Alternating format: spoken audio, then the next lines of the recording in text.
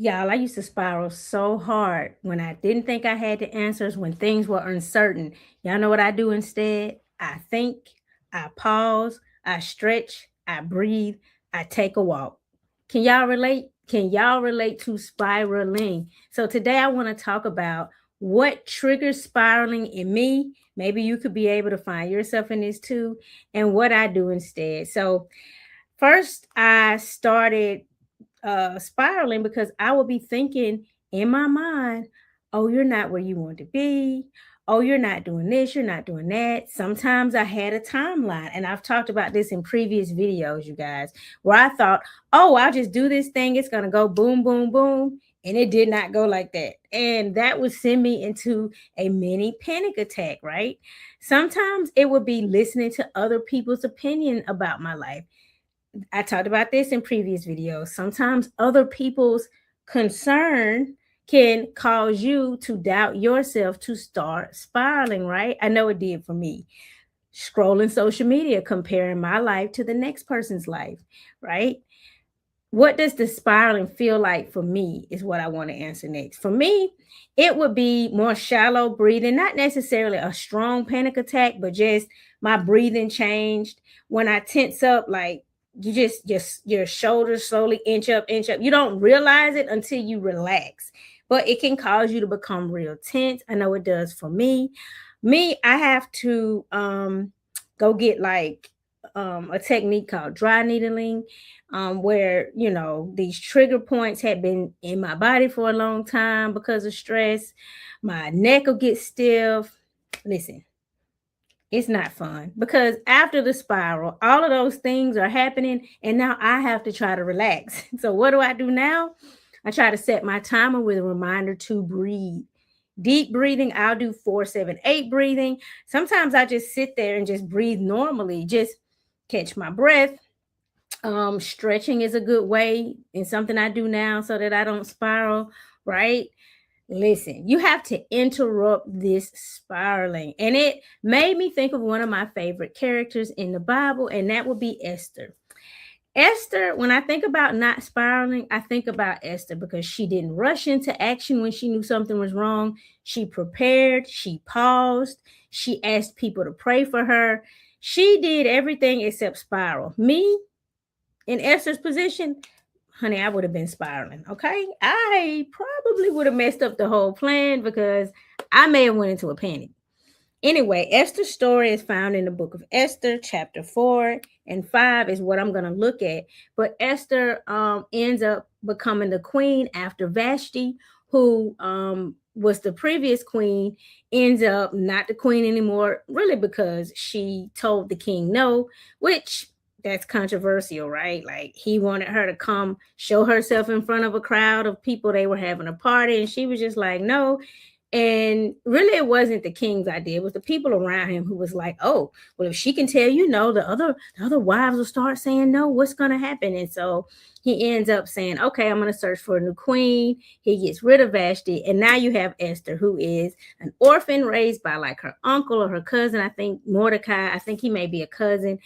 She ends up in the position of queen, so she's in this position after someone who was already in the position and spoke up was disposed of, was released from the role. So that's already like nerve-wracking in my opinion. So I'm in this role, but it's only because this other person said something. So right then and there, the signal is to shut up, right? That is a strong be quiet signal, honey. And listen, being quiet is not my strong suit. So, honey, maybe day one I would have been in trouble, but we're gonna see what Esther did. So Esther's in the position, and somebody who hates her people starts plotting to have them exiled, killed.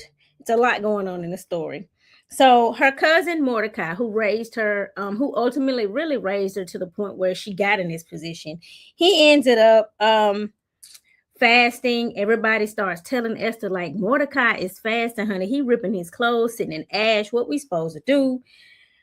Mordecai ends up telling Esther what's going on, and Esther says, "Go and tell all the Jews living in Susa together, fast for me." Don't eat or drink for 3 days, day or night. I and my maids will fast with you. If you do this, I'll go to the king, even though it's forbidden. And if I die, I die. And so after she finds out what's going on, her cousin informs her. She just says, you know what? I'm going to pause and I'm going to think. Me, I might have been like, let me go blow up the plan. Let me go say something, honey. Let me go tell the king that Haman trying to kill all us. I'm not going to lie to you, right? Not Esther. That's why she's the person that we're looking at and not me, okay? And so 3 days later, Esther, after she paused, after she prayed, after she brought people together to just take a moment to pray, then she went and talked to the king. Again, she's in this role after someone else had been in a role who spoke up and who ultimately got kicked out of the role for speaking up. And so I think it was wisdom, right? That she didn't spiral. Wisdom that I have to sit with and try to like think, how can I emulate this wisdom? Because I probably would have spiraled. I'm not gonna lie to you. But back to Esther, right? And so I started thinking, what would it look like to pause instead of panic? So I brought it to my own life. Do I ever pause? Yes. There are times I pause. Sometimes I pause and I take a few deep breaths, right? Maybe I didn't know how to do this 10, 20 years ago, but I know how to do it now, right? Um, how can I respond with intention instead of emotion? Again, Esther was responding with intention because I probably would have got emotional, okay? Because not you trying to kill me and my people. Mm. That's another video for another day, though. Back to Esther.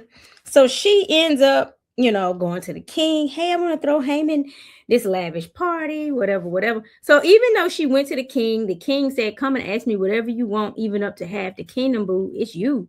She still didn't jump the gun and speak up. Now, I probably would have said something at that point. Now, Esther, she planned the party. She invited Haman. She got him to relax.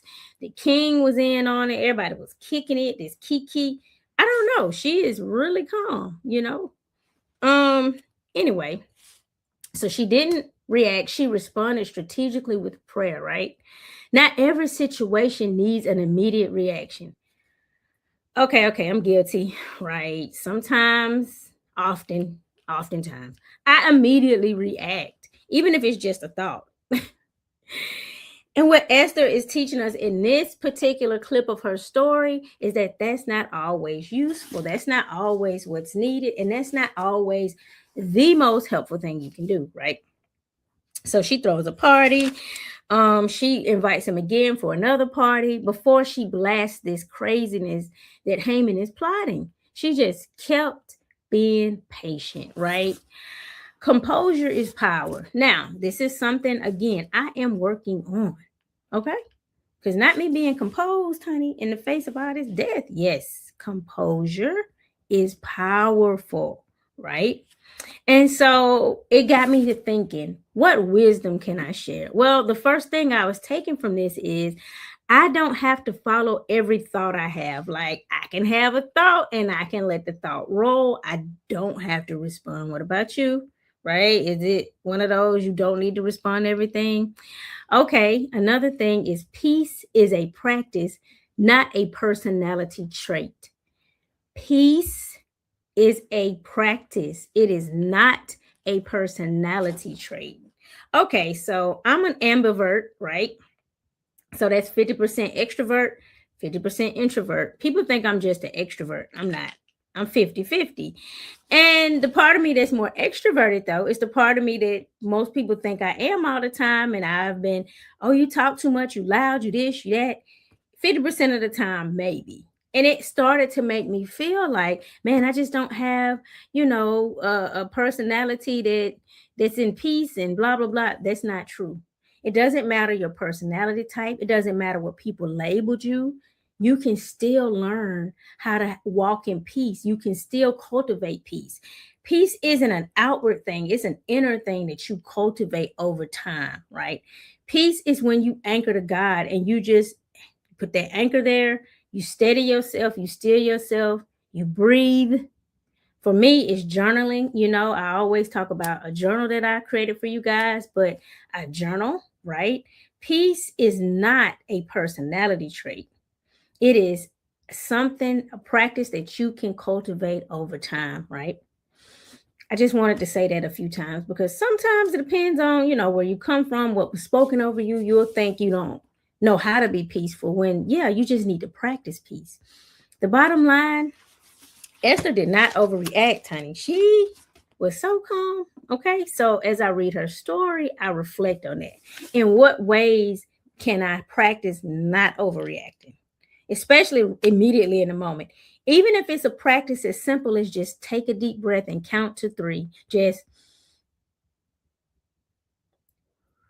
and then react. Now, you may still have a strong reaction, but maybe you took a little of the edge off, right? So maybe that reaction isn't as overreacting. Maybe it's right just enough, right? Maybe you even it out a little bit just with that simple practice, that pause, that breathe, that count to three.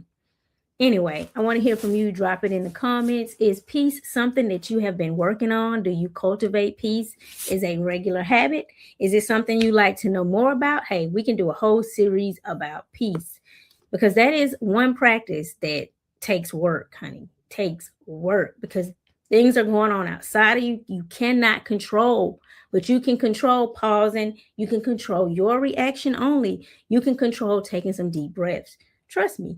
So, drop it in the comments. Is there something that you need to practice? And I think I need to drop a couple of these prompts in the comments like, hey, where do you find yourself spiraling? Or when you spiral, how does that impact your day? How does that impact your body, your mood? So I'm going to drop some of those prompts and I will see you on the next video. Stay peaceful. Remember, stay composed. Have a good one.